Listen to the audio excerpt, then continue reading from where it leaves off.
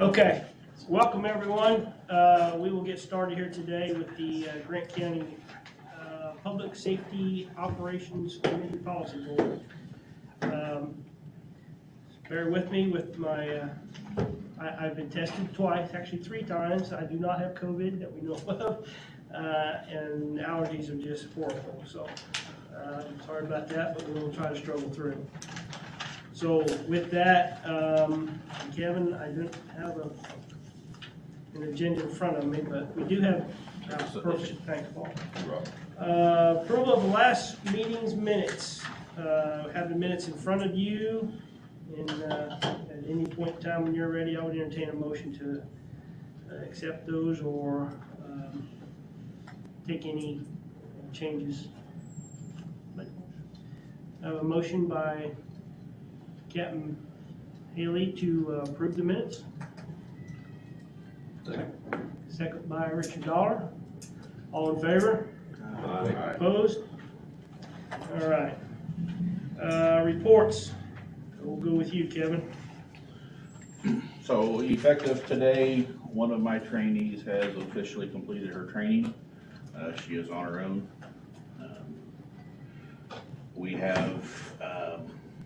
We have moved a second training to her final stage, so hopefully within the next 2 or 3 weeks, she'll be done on her own. And then we still have one working through a process. We have hired a part-time dispatcher, Paula Pauly. She is coming out of retirement and is excited to get back into the swing of dispatching. It's kind of weird training the trainer. She trained 95% of the dispatchers that came from the county, so it's it's an odd feeling training her because she trained me. So, but we have gladly welcomed her back. Absolutely, that's a lot of experience to bring back in the room. That's good. All right, you want to give a tower update? Me Sure. too, Monday morning, NPX Solutions rented a crane from Ohio. They came in and they finished raising the 800 East Tower, the Ballard side over at Upland. So it is constructed, ready to go. NPX is out, I think today, finishing up some odds and ends out there. And the J&K is supposed to be out, I think, one day next week to start putting equipment into the hut. And then they'll be out, I think in June, to actually hang the antennas and stuff. Is that what he said? Correct.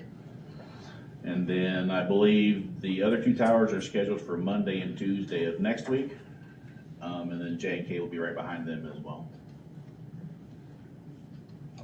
Okay. I think Kevin covered most of that was a large part of the discussion with the technology meeting today, committee. Also, we did discuss talk groups for the new system. They have been completed. I believe Daryl Brain, you have a copy of those, correct?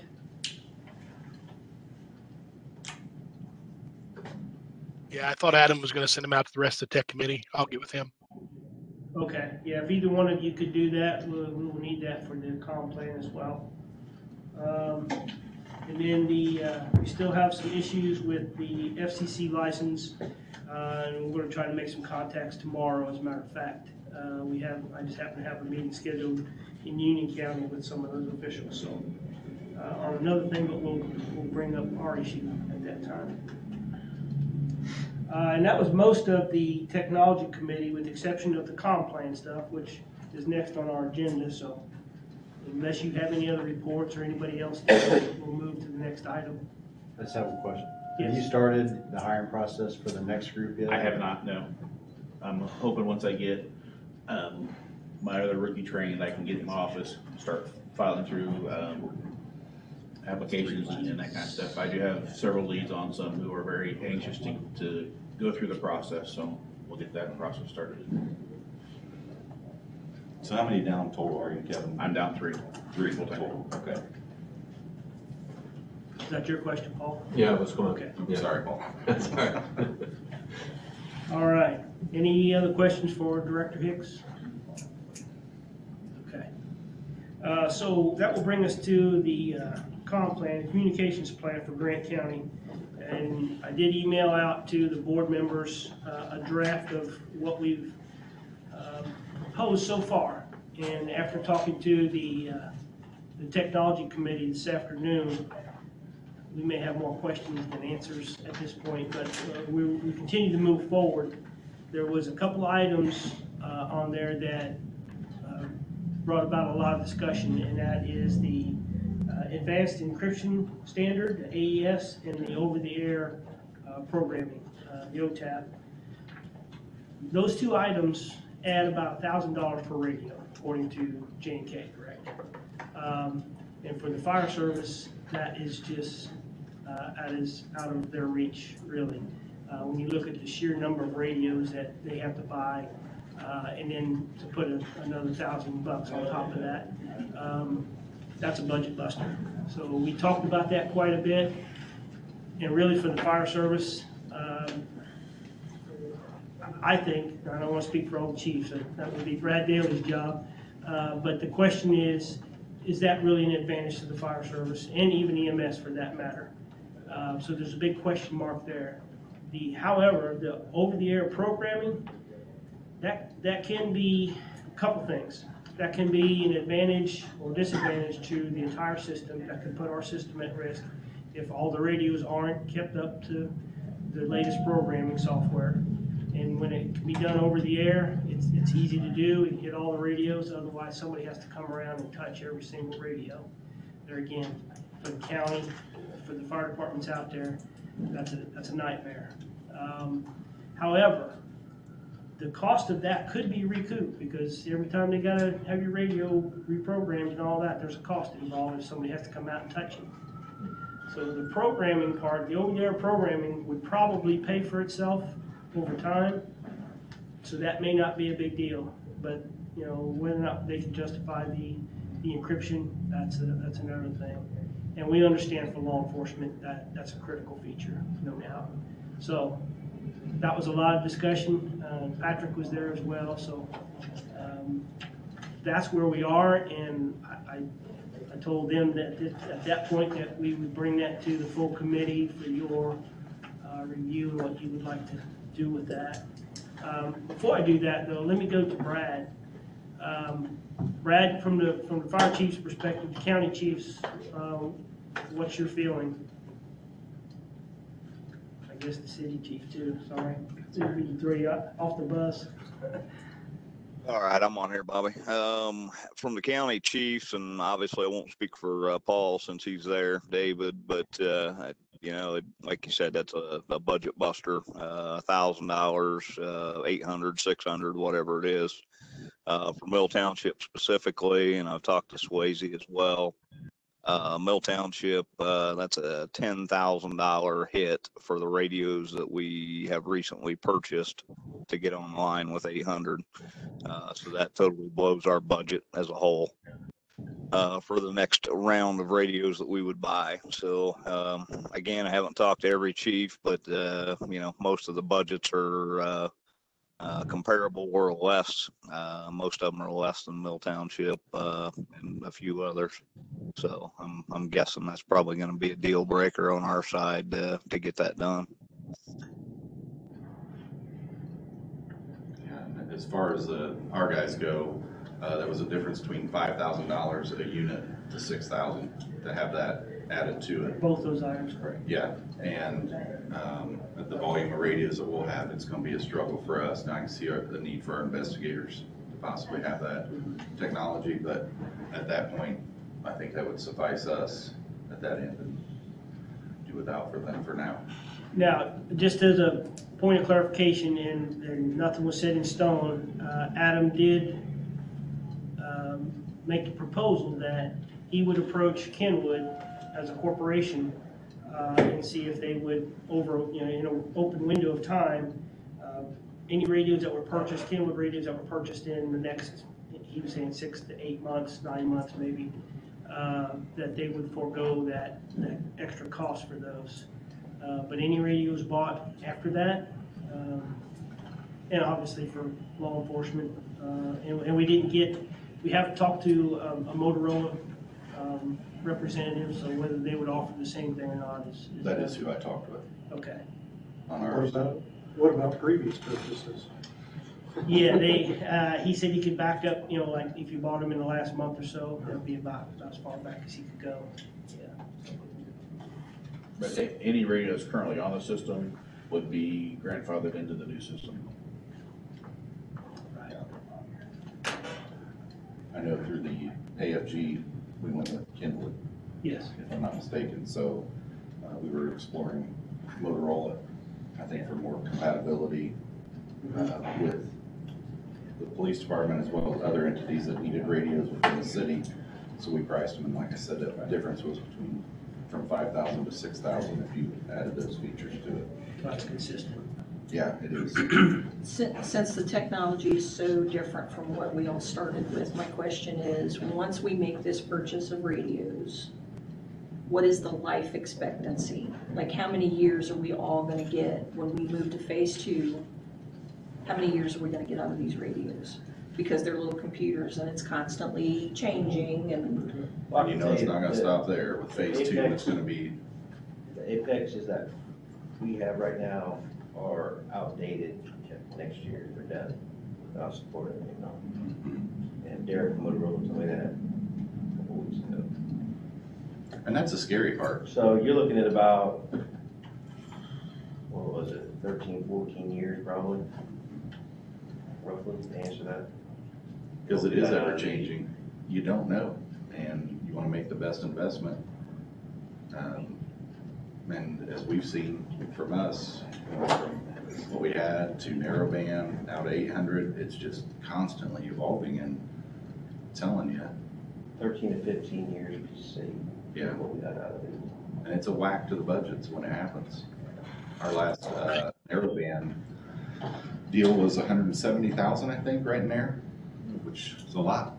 It's a lot of money. Sure. So, I have to agree with Scott. About anywhere between about 13, 14, 15 years is life expectancy. We bought EMS radios back, well, all the radios we bought back in 2006. Probably about 5 years ago, you couldn't get parts for them anymore. So that's about right. Now, let me bring something else up in the encryption, which may or may not be known by many. We're talking about AEP or AES encryption, which is the hits per radio. We currently have ADP encryption. ADP encryption is free at no cost in every radio. We can still keep encryption for fire service, EMS, police, everything, and have ADP. My thought on that is we were told it would be good to go to AES because it's not able to be hacked as easy and things like that. We've had these radios since 2006. Law enforcement has had encryption in them since P25, and I have not known of any instance where we've had any type of hacking into the system or anything like that. I personally think encryption is a fantastic tool, whether it be police, fire, or EMS, because you can get on there and talk, and Scannerland can't hear you if you need to, instead of calling in all the time, which we have a problem with that now anyway. If you can quickly switch your radio to one channel over, and say something a couple seconds, rather than getting your phone out, calling in, and giving something that can be given over the radio on an encrypted channel. My thought is if we got ADP encryption already, why move up to the AES encryption, which does cost per radio, and then we can still have encryption on every talk group except for dispatch, which the radios that are being sold now have that anyway, or they're supposed to have it. Let's say we've had a programming error. I know Gas City bought some new radios, Van Buren bought some new radios, Swayze Fire bought some new radios. They were supposed to have had several talk groups encrypted, which did not get programmed. That's a programming error by the vendor, not because we couldn't afford it or anything. So there is encryption in those radios. Those radios are encryption capable with ADP encryption, not AES encryption. So my thought is keep the encryption, just don't go to AES. It's That's exactly like important. what we have now. That's important because they're again, in the comp plan, we'll need to spell that out, and that's easy to do now. That's why we want to have that conversation now. Because I think the language, the template we used had the AES in it. I wasn't aware that the other is free. Well, if it doesn't Yeah, cost and- anything, and- that's a deal. Right. Here's my thought on that is we have a multi-jurisdictional incident and we have to use Ops 1 or Ops 5. All the Ops channels are switchable encryption. You can turn it off or you can turn it on in every radio. So my concern is we have a multi-jurisdictional incident and we don't want scanner and hearing what's going on, whether it be police, fire, or EMS, because EMS and fire say just as much important stuff sometimes as law enforcement. And if we switch one to AES and then nobody has encryption at all in the radio, as far as fire and EMS, if you go to Ops 1, the fire and EMS are not going to hear what police say. And if we're on a standby for a SWAT call out or something like that, we won't be able to hear when they're calling for the medics to approach. So we're going to get in a bad situation there if we don't have encryption like what law enforcement does. And my thought is if we can get it for free in the radios and we haven't had any problems since 2006, why not? Just not upgrade to that AES and keep ADP like we've always had. Darryl, I got a question for you. With the ADP and the AES, is the AES a newer type of encryption system, and do you feel that ADP will be around, or do you see the AES taking that over eventually? No, it's just a different type of encryption. What we're told is it's more secure. I don't understand as far as the back end programming and hacking of ADP versus AES. It's just harder for somebody to hack AES than it is ADP. They're not saying that it can't be hacked. Any of them can't be hacked. Now, when you get up into what the federal uses, that's even a different one. That's even a more secure, where federal agencies, Secret Service, things like that use. That's available as well, and that's supposedly pretty much unhackable, whatever. It's just simply three different types of encryption. One is more secure than the other, but I don't know of anybody. I've kind of somewhat researched it, and I don't know of anybody that's had any hacking problems with ADP, which is what ADP is the less secure, or excuse me, the less hackable. That's not the right word, but it supposedly is easier to hack than what an AES or the other top tier encryption is. Okay. But like I said, we've had them since 2006. I have not, and in fact, I've never heard of anybody in the state being hacked. So that does have it. Okay. Just to clarify from my side on the fire service too, I'm not against, and I don't think anybody's against the encryption. I think it's the price is what we're worried about. So I'm game with that if that's the way we go. So And again, a lot of these already, they just don't know they have it and don't know they have that capability. All of our EMS radios, our newer radios, have encryption in them. Our guys just haven't had the opportunity or the need for them to use it. You can certainly use it at any time. But you're also talking about the older radios, the 5100s, and the older Motorola's that are out there that aren't encryption capable. So the newer radios, by vendor, the newer radios already have that ADP in them. They simply just need to be programmed per talk group. Okay, what about the OTAP, Darryl? I'm kind of like you, Bobby. I think the cost could be recouped. Hopefully, if we get these radios programmed the way they should, and there's no hiccups in the programming, we're going to have myself, Kevin, Adam, yourself, several eyes are going to be on them to make sure they are programmed correctly. So when they get out in the field, we don't have the problems that we've had here sometimes in the past.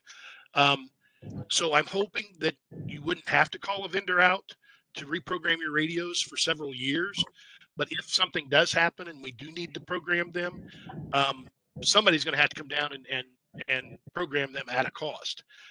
Whereas OTAP, it's there and it'd be easy to do it, and you wouldn't have to run all around the county to reprogram everybody's radios.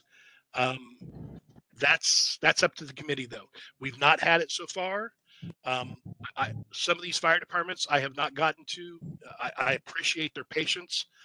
I know I need to go back and reprogram some radios. Gas City radios, I need to get programmed. Gas City police departments. I just haven't had the time to go out there. So if they have patience with me, I can be the one that does that. But they're just going to, I've got some limited time. But I don't know. That'd be up to the committee if they want to spend that.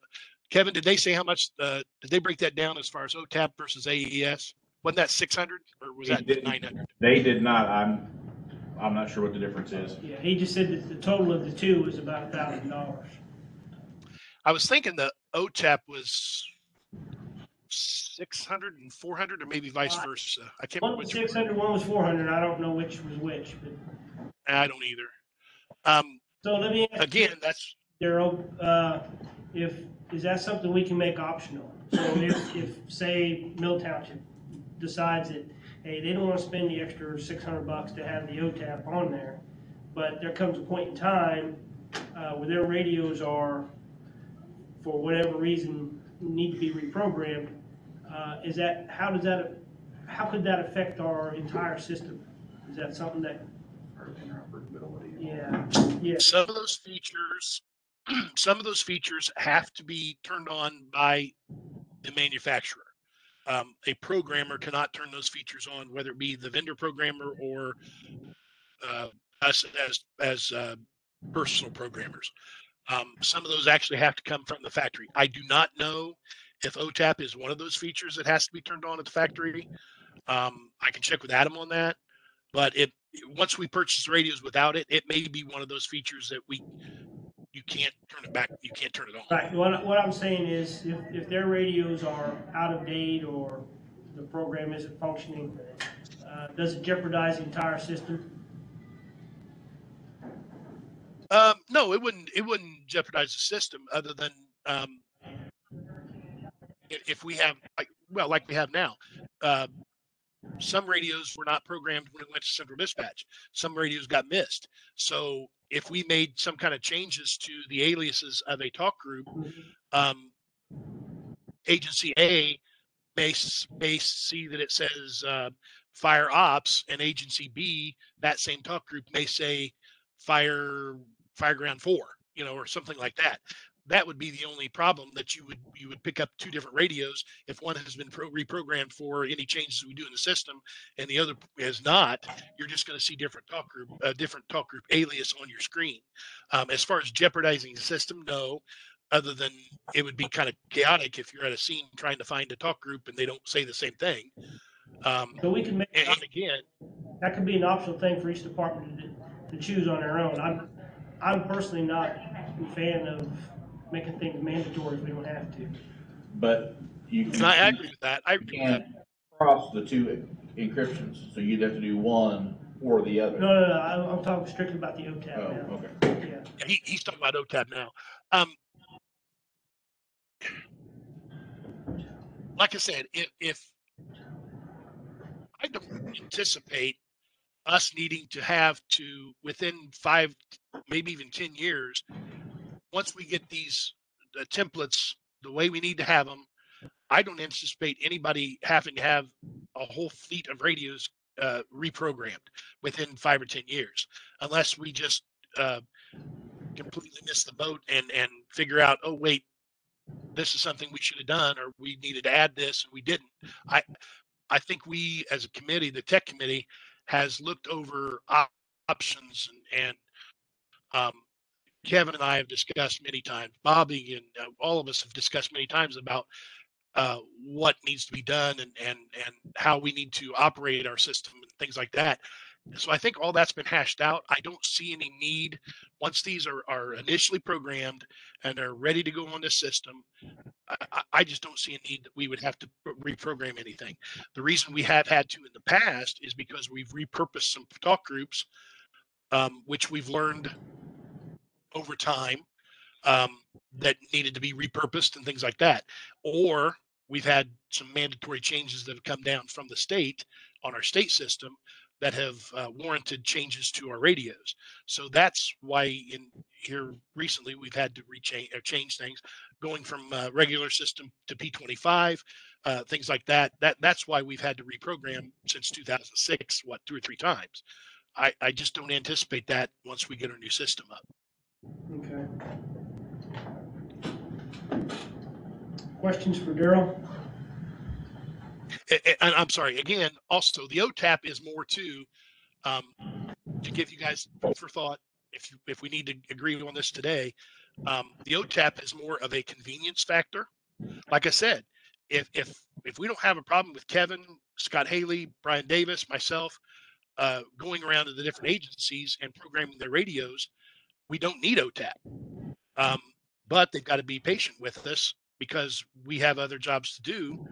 And whoever's going to program what radios, Kevin's busy, I'm busy, we would need to make it it'd be a group effort to get all radios programmed. So, maybe we don't need OTAP. That it is more of a convenience feature. Whereas when we talk about encryption, it's more of a actual system feature that really does need to be had. OTAP to me is nothing more than convenience. Okay. So, just so I understand, because right over my head with most of this stuff. The encryption, we all have to pick one or the other, period. We can't mix and match that. But with the OTAP, we can do, some can be hands-on reprogrammed and some can be over the air. So it's whatever the agency chooses to do on that part. Yes. Okay. Does that help, Brad? Yeah, I'm good with that. Okay. And we don't have to make that decision final today. However, and I'll work up a new draft with some of this other stuff and send out.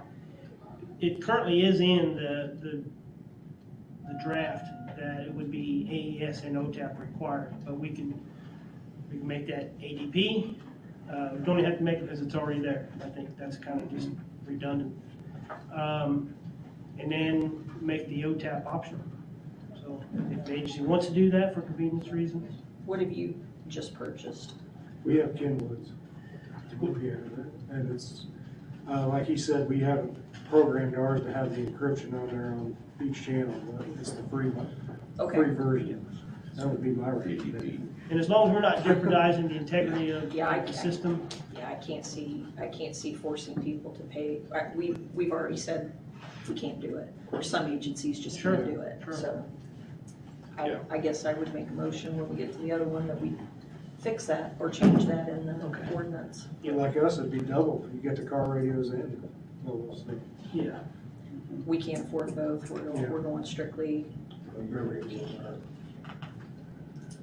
I know, we just can't, we can't afford to have both. That's a luxury anymore. Was that a motion? Well, We're not there. yeah, hopefully maybe next month we can be closer to finalizing this. I did in the record of changes, so some minor things, updating the plan list, the distribution list. I think I'm down to all but 2, which maybe you can help me with, Richard, is the town board president for Fowlerton. Is it Joe? I want to say so. That's what everybody tells me. If he isn't, he's been elected today. Yeah. So we need to find out for sure that it's still Joe. And I think the town of Sweetser was the other unknown at this point. But there again, we have time. We'll finish that up. Just a minor language change. I think we struck, we moved the word hopefully out of some of the background language. And then So the governance policy, which actually brings us to the ordinance that was passed by the commissioners, which was ordinance number, out here just a minute ago. It was 3-2022. That ordinance basically states that the comm plan will be the plan of record for the maintenance and overseeing the public safety communications system for Grant County. The commissioners will have final approval over any changes we make to that, and that the comm plan would be updated annually, at least annually. By this board. By this board. Yeah, this board is, there again, it states in the ordinance. If I didn't send that out to you, I will. But it states clearly in the ordinance that this board has the authority and responsibility to draft the comm plan, maintain the comm plan, and provide whatever updates, and then those are approved by the commissioners. So there again, they always have oversight. And all of this stuff will be addressed in the comm plan. That's why it's important we get this accurate. And we know we're not going to get everything right out of the bat, but then again, as we update, it's the other reason we did the ordinance the way we did. We know that this document is a living document, will change over time. We don't have to keep going back and getting a new ordinance every time. The commissioners can approve the plan, and it becomes active and enforceable at that point. Okay. So that was in section 3.1 was the governance and maintenance stuff. The technology, which we just talked about, I will update those and send that out again. And talk about in section 6, talked about the ordinance and what it means to this document and how that's approached. And then finally, in section 8, the purchase and programming language there again, which we talked about. So we'll make those secondary, third changes, and we'll send that out. And hopefully by next month, or maybe July, it looks like, honestly. I don't think we're in that big of a rush. We can take our time and make sure we get it right. I'll try to get this out. We'll get the distribution list finalized with the right people, the right names on that. Most of them didn't change. So the city of Marion, the commissioners, Jonesboro, Gas City, all of that's the same. I think there was a change in Fairmount. So unless somebody else had changes that you want to see in that, I'm happy to entertain that. And at any point you do, shoot me an email with what change you'd like to make. We'll propose it. We'll always bring that back to the board.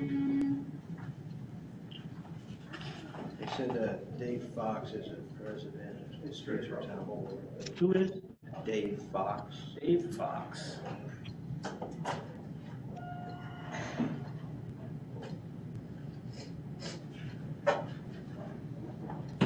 We can hear back from Sue, and I'll let you know on him. Okay, thanks. Okay, any other questions on the comp plan? Okay. New business. I guess I did cover the ordinance update. So that will bring us to new business. Done. Brings us to an adjournment. Make a motion to adjourn. All in favor? Aye. We are adjourned. Thank you, Bobby. We keep her, Yes. the better off we are. Yeah. We're one to have to review it a lot of times. Yeah. And like I say, I don't want to bombard you with it, but every once a week or so, as we get. I was afraid she'd slap my hand, see?